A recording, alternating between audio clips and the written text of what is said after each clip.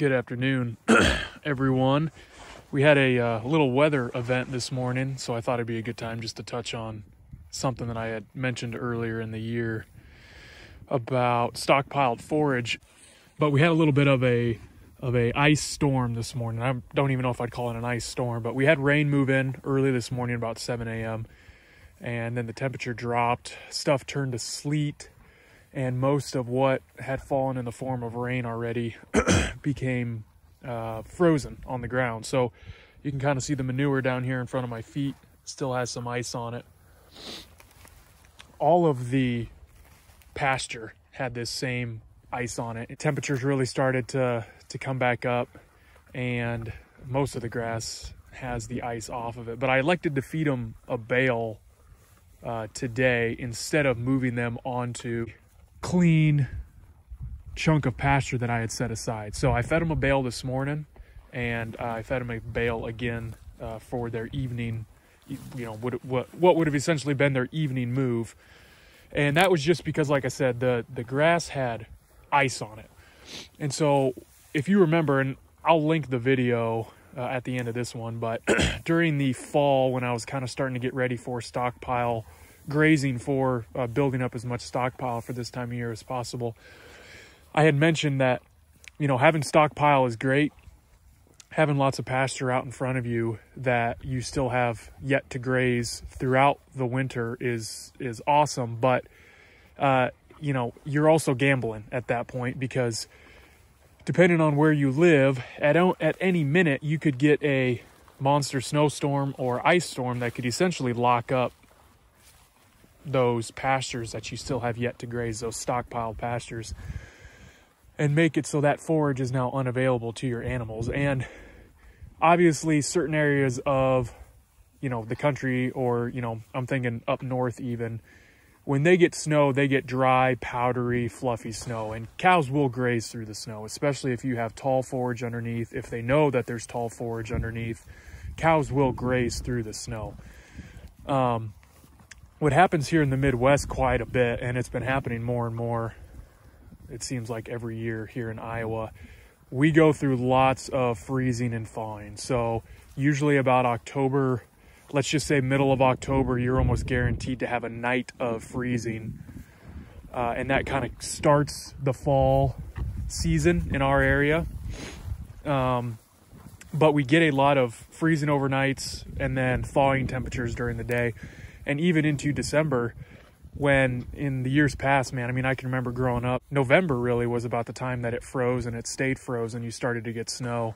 And now it seems like even into December, last week, a couple weeks ago, we had 70 degrees it was December 15th or something like that. So there just is no consistent winter anymore, at least until January around here. And so one of the issues that, I touched on when I was talking about stockpiling my grazing was it's a gamble that you could have a lot of pasture out in front of you that you still have yet to graze. But again, something like we had this morning essentially locked up our pastures for the day. Now, we got lucky because the temperatures got back above freezing, stuff started to dry out.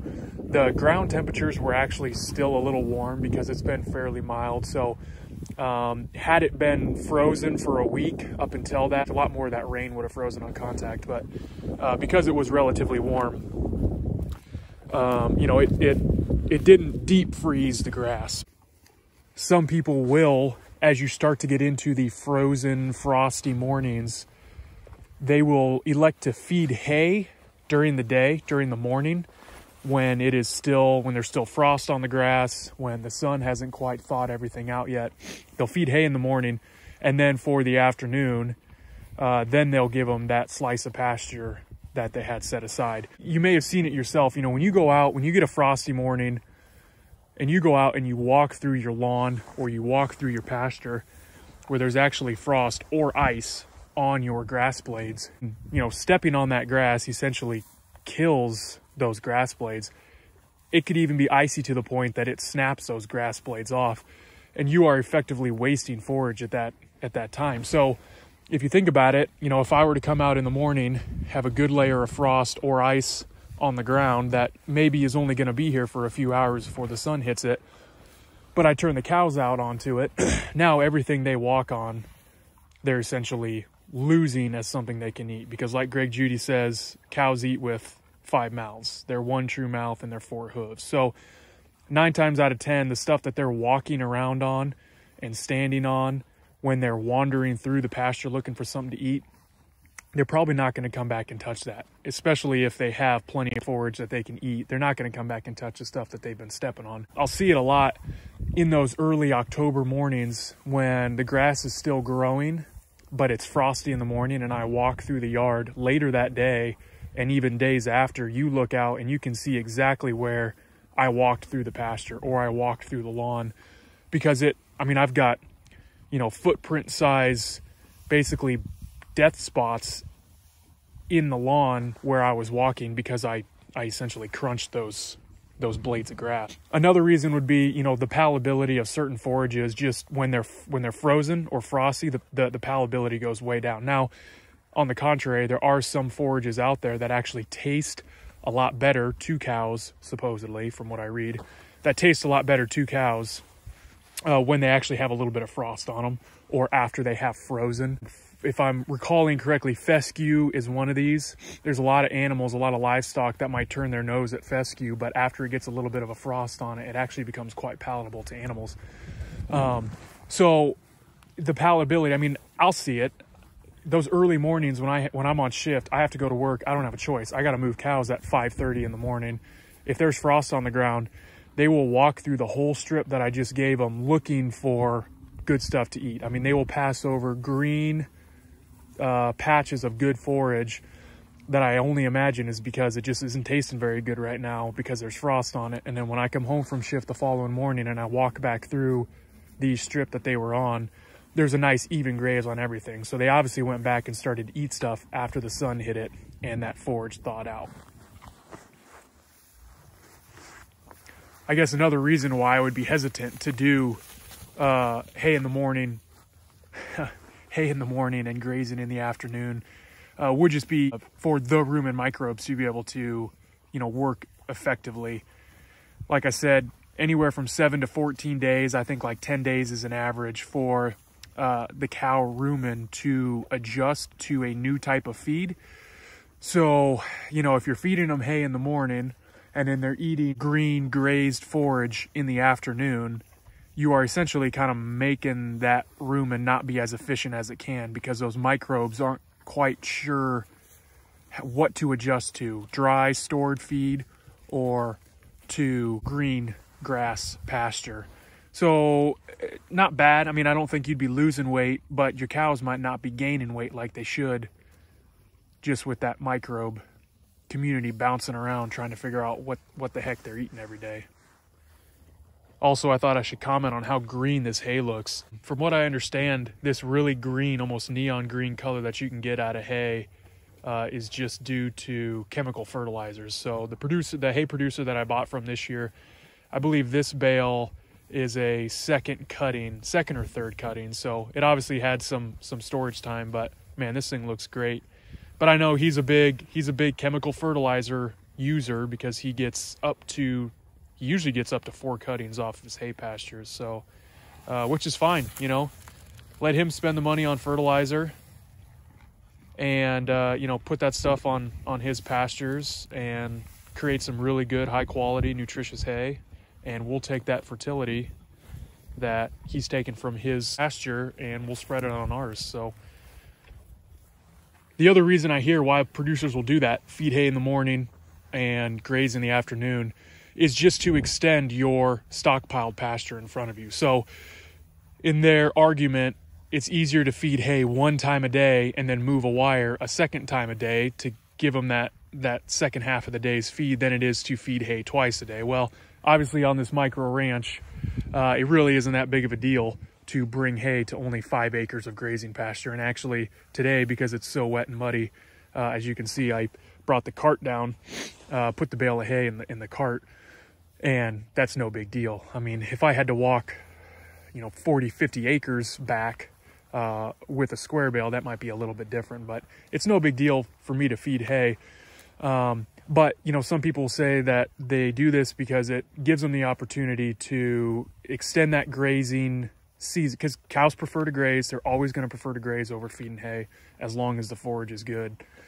But it gives you the opportunity, it gives the cows the opportunity to graze further into the season. And I get that. If you're in an area that you don't really have to worry about possibly losing forage because of a weather event, you know, feeding hay in the morning while it's frosty, letting stuff thaw out, letting stuff get green again, and then moving cows in the afternoon absolutely works. But this morning was a great example of why that doesn't work in our area.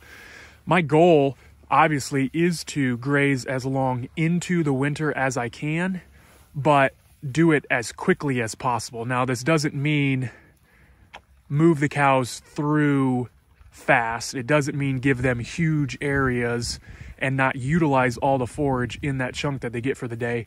It just means that twice a day, I'm gonna move them, and that's my goal, to get through everything that we have stockpiled as quickly as possible, because I know, really starting October 15th, again, here in central Iowa, it's a gamble.